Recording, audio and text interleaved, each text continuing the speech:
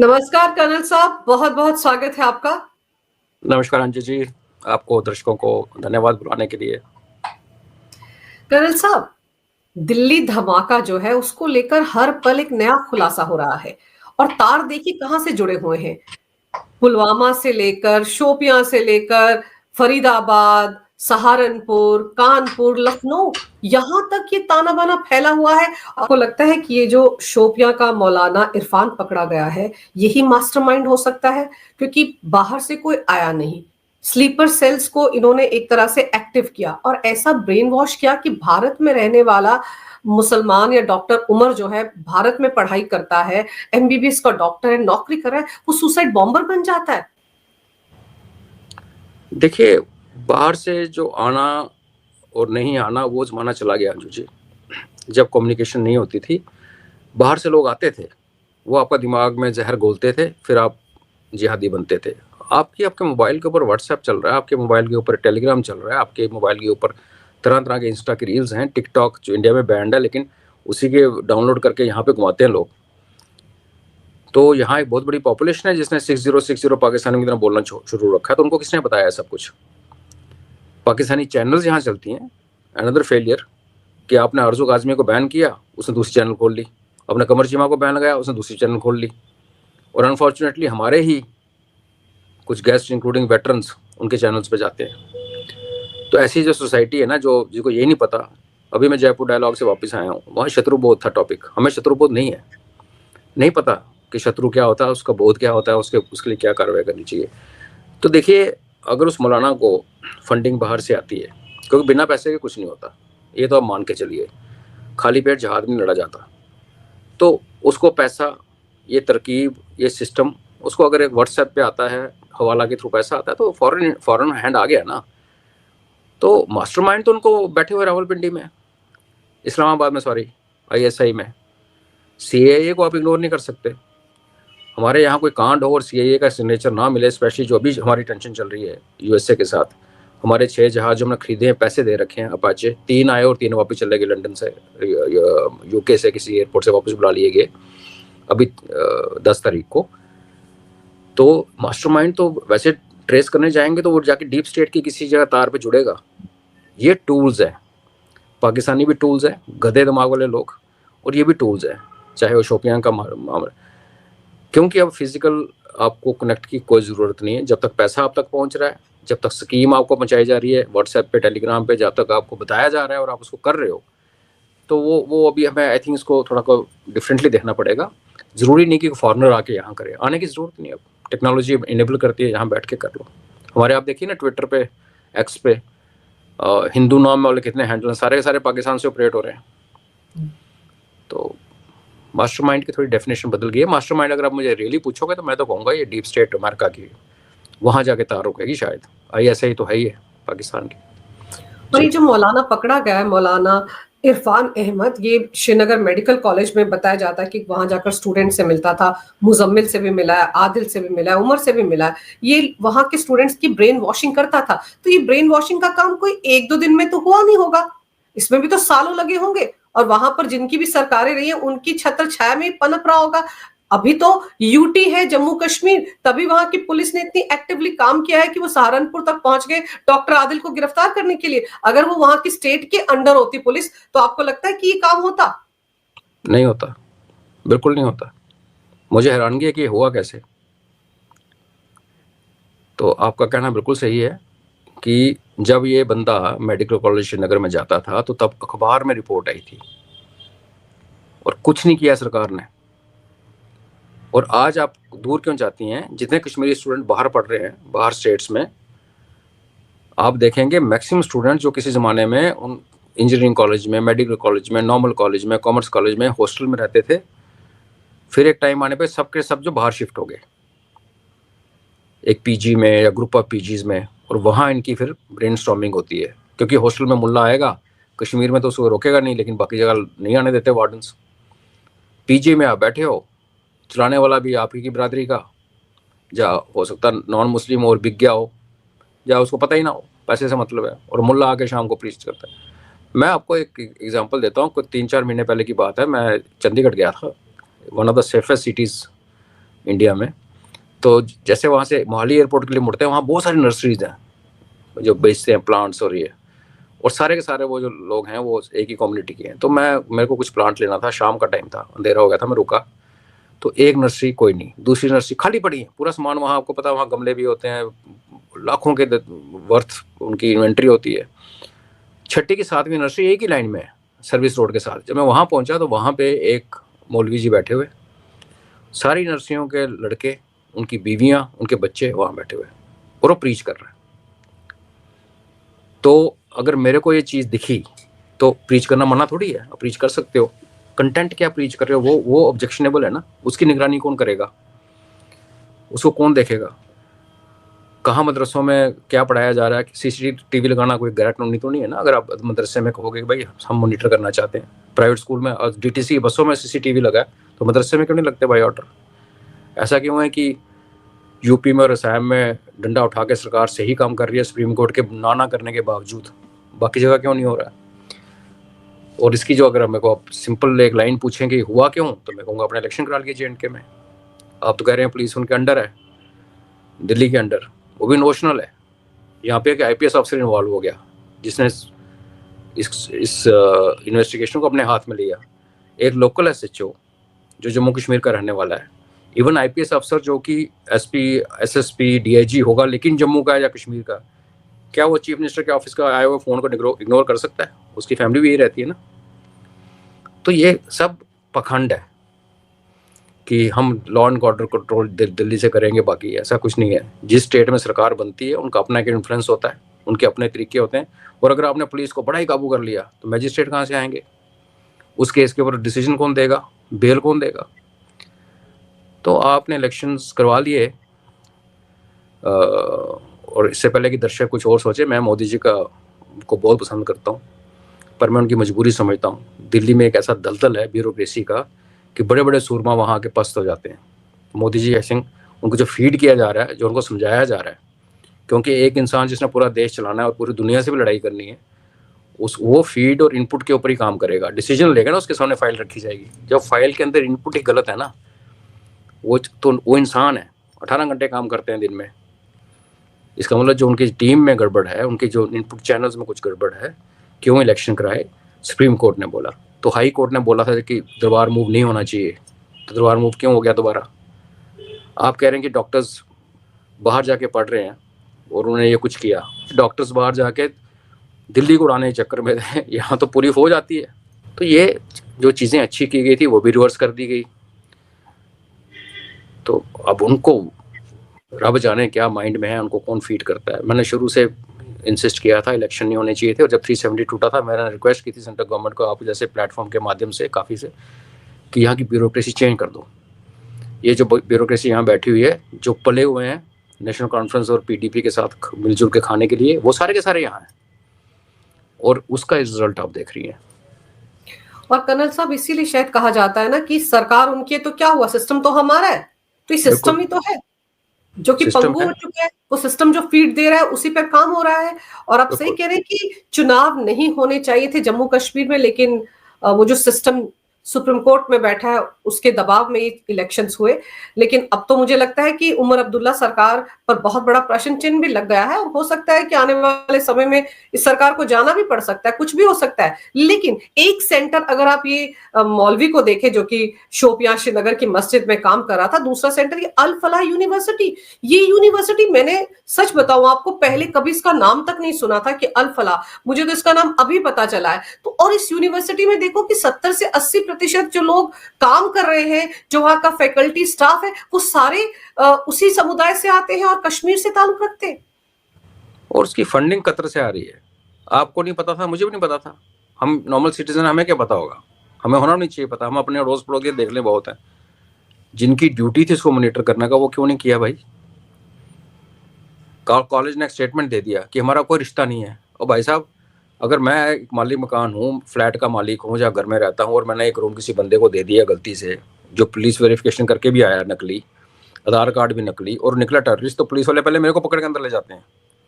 तो कॉलेज जो उसको पे कर रहा है इन बंदों को, जो उनका एम्प्लॉयर है वो हाथ झाड़ के साइड पे हो रहा है कि हमें तो हमारा कोई रिलेशन ही नहीं इनके साथ। और रिलेशन क्या होता है? एम्प्लॉयर एम्प्लॉयर रिलेशन नहीं है, लीगल वो नहीं है। तो क्यों भाई? इसलिए कि हमारी ब्यूरोक्रेसी में एक मुस्लिम वीटो का सिस्टम है। हमारे आईएएस वालों के दिमाग में वो कीड़ा है जो माउंटबेटन यहाँ छोड़ के गया था, और माउंटबेटन के दिमाग में वो कीड़ा विंस्टन चर्चिल ने डाला था जब वो यहाँ पे आया था वाइसरॉय बन के। उसे कहा था भारत जा रहे हो, मुसलमानों का ध्यान रखना, बहुत अच्छे लोग होते हैं, हमारे काम के लोग हैं। ये रिकॉर्डेड बुक में से बोल रहा हूँ मैं। और उसके बाद वो जो अंग्रेजी दिमाग था, जो आईसीएस सर्विस थी, और कुछ रह गई कुछ चले गए, फिर आईएएस बना। और हमारे पंडित जी नेहरू जो प्राइम मिनिस्टर थे, उन्होंने कसम खाई थी, डिक्लेयर किया था कांग्रेस अधिवेशन में, आज़ादी से पहले वाला जो लास्ट अधिवेशन 47-6 का, उसमें उन्होंने कहा था जैसे मैं प्राइम मिनिस्टर बनूंगा मैं सिविल सर्विसेज को एबॉलिश कर दूंगा, क्योंकि ये लोग दुनिया से कटे हुए रहते हैं, अपने दफ्तरों में बैठ के हुक्म चलाते हैं। हालात कुछ ऐसे बने, उसमें नेहरू जी की अपनी भी गलती थी कि उसको फिर दोबारा आके उसी आईएएस को दोबारा इस्तेमाल करना पड़ा। एबॉलिश तो कभी किया ही नहीं। तो आप एक ऐसा इकोसिस्टम है, जैसे हम फौज में जाते हैं अंजू जी, तो क्या होता है, हम तो सिविलियन है, घर से निकले फौज में गए, तो एक इथॉस होता है, फौज सिस्टम होता है सोचने का कि सब बराबर है, अब हिंदू हो मुस्लिम हो सिख फौजी हो सब बराबर। हम बात ही नहीं करते धर्म की, क्योंकि उस सिस्टम में आप रंग जाते हो। आईएएस का सिस्टम ये है कि आपने मुस्लिम्स के खिलाफ कुछ नहीं करना। और उसमें मेरे को क्या प्रॉब्लम है? मेरे को ये प्रॉब्लम है कि गलत को अगर गलत नहीं बोलोगे तो दूसरी पार्टी कानून अपने हाथ में लेना शुरू कर देगी। अगर हमारे रामनवमी के जुलूस पे, दशहरा पे पत्थरबाजी होती है, एक बार होगी, 2 बार होगी, 3 बार होगी, एक दिन आएगा जब अगले वाले भी उठा के पत्थर, तो क्या आपको वो चाहिए? हम नहीं कहते किसी कम्युनिटी के खिलाफ हो, मैं नहीं कहता कि मुसलमानों के पीछे पड़ो। जो गलत करता है, कानून है, वो हिंदू हो, मुसलमान हो, क्रिश्चियन हो, जो मर्जी हो, उसको इक्वली ट्रीट करो। रात को 12 बजे अदालतें मत खोलो टेररिस्टों को बचाने के लिए। जब ये चीजें होती हैं, एक जज साहब पकड़े जाते हैं, पैसे जले हुए आधे, आज वो जज हैं, कुछ तो नहीं हुआ। कहाँ? तो फिर तो क्या करें हम लोग, आप बताओ ना, फिर जनता क्या करेगी? फिर आप कहते हो गोरक्षक लोगों को पीटते हैं, मारते हैं।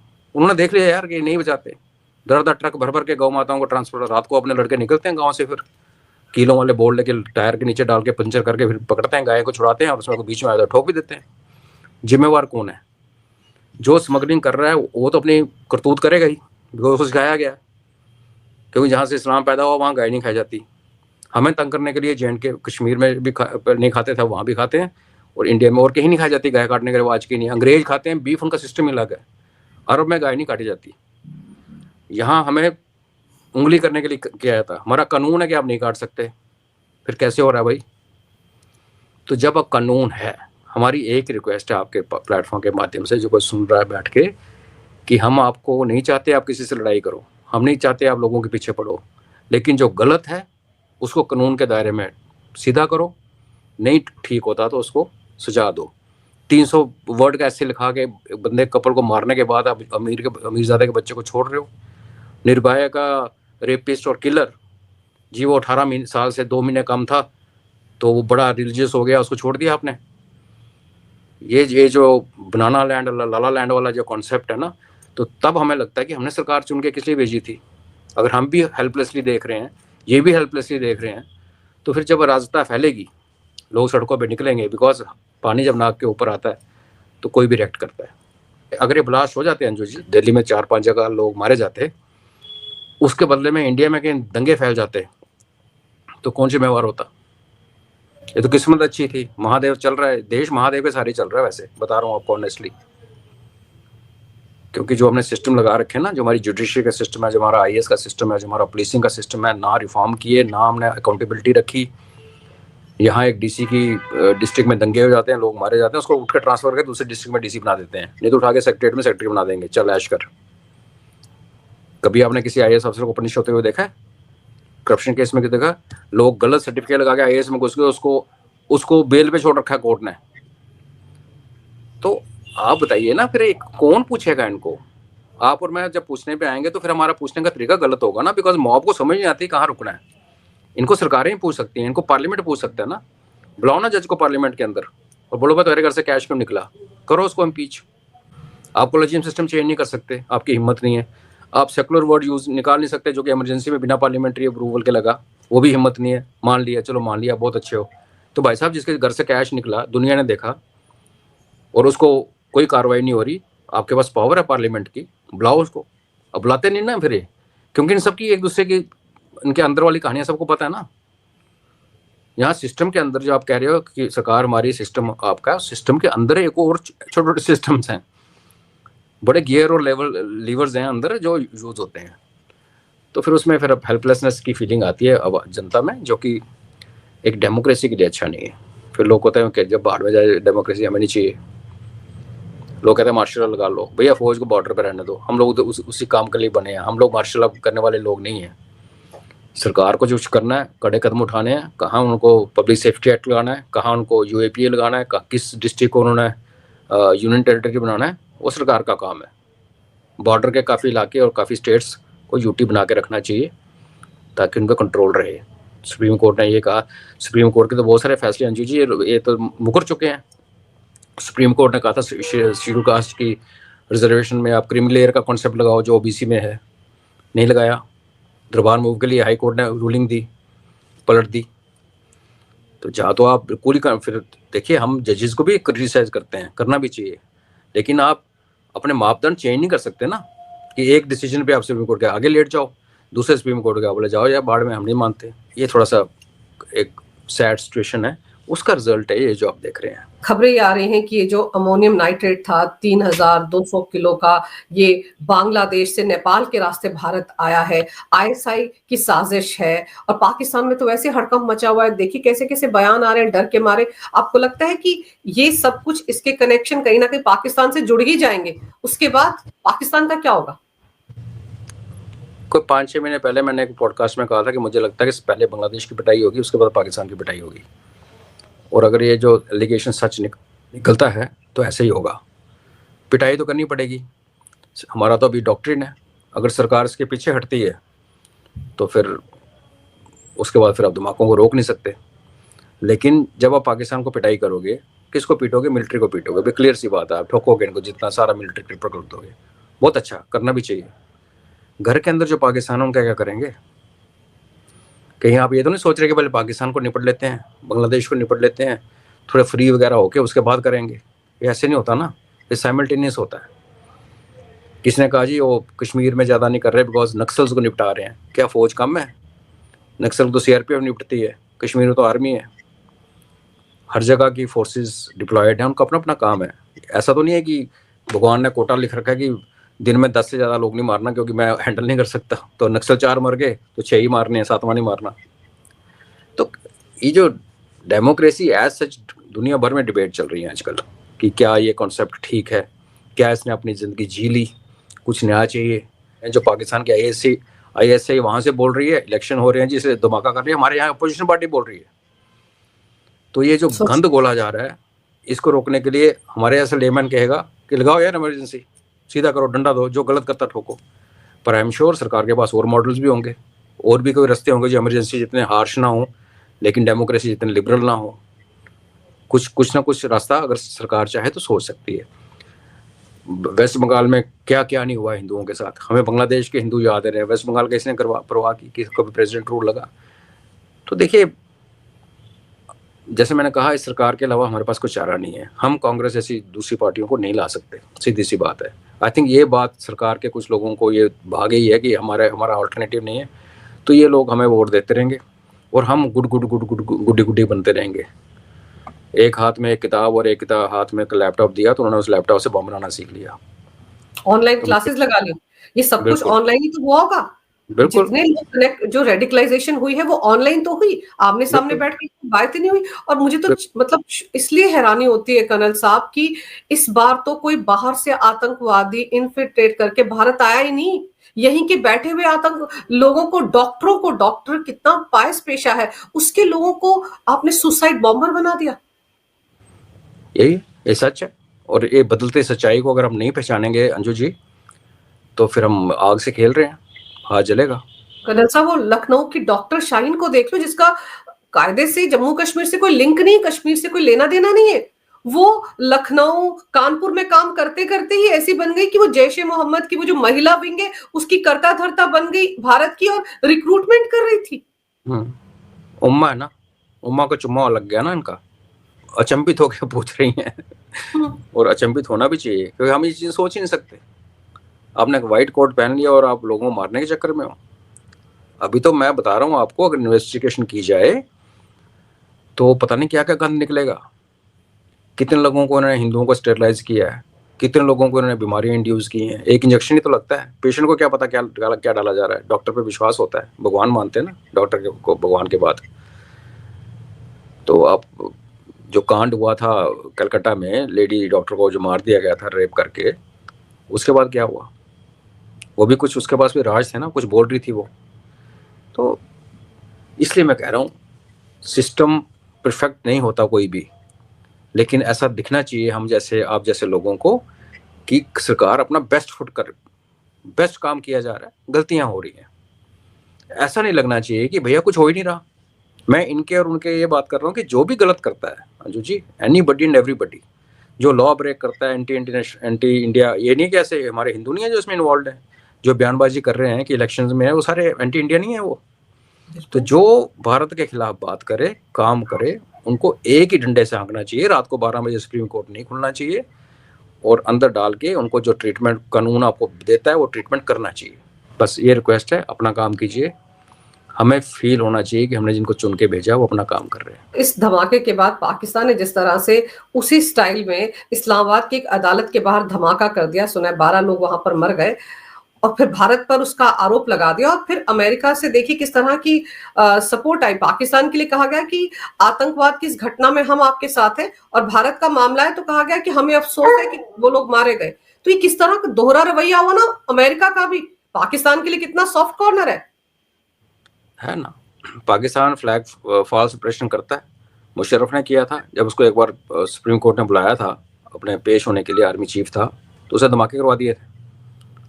और जब आसिफ मुनीर के घर से काबू नहीं आ रहे थे हालात, बलोच काबू नहीं आ रहे थे, पश्तून काबू नहीं आ रहे थे, उसने पहलगाम करवाया। और इसमें एक टेक्निकल पॉइंट देखिए, पाकिस्तान पे ऊपर धमाका हुआ, पाकिस्तान ने डिक्लेयर कर दिया टेररिस्ट एक्शन है, और अमेरिकन ने कहा कि आपकी बड़ी हम निंदा करते हैं टेररिज्म की। हमारे वालों ने तो अभी तक इसको टेररिस्ट स्ट्राइक ही डिक्लेयर नहीं किया। मीडिया में एक नेरेटिव चलना शुरू हो गया, एक्सीडेंटल हुआ वहाँ, जल्दबाजी में हुआ। ओ भैया, था तो एक्सप्लोजिव, लाया तो मारने के लिए था, जल्दबाजी में किया, डर गए, हाथ फूल गया, यहाँ नहीं होना था वहाँ होना था, 100 मीटर पहले हो गया, उससे क्या फर्क पड़ता है? ये एक टेरर अटैक है, तो सरकार ने कहा है कि हम टेरर अटैक को जो करेगा उसको हम एक्ट ऑफ वॉर करेंगे। अब प्राइम मिनिस्टर जी कल भूटान में थे, उन्होंने स्टेटमेंट दिया था, थोड़ा सा हौसला बढ़ा। आपने जो इन्वेस्टिगेशन दिल्ली पुलिस कर रही है और उसका भी एनआईए कर रही है, उसमें सारी जो धाराएं लगी हैं यूएपी की लगी हैं, एंटी टेरर वाली। चलिए, अभी तो बहुत सारे खुलासे होने बाकी हैं, लेकिन ये जरूर है कि एक से एक तार जो जुड़ रहे हैं उससे कहीं ना कहीं पाकिस्तान की तरफ सुई तो जा रही है।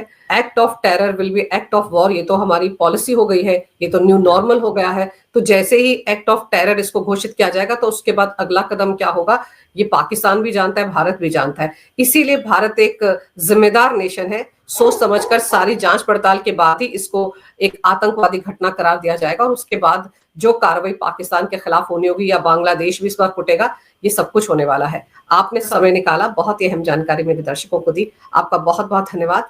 नमस्कार। भारत माता की जय हो, वंदे मातरम, जय हिंद। जय हिंद।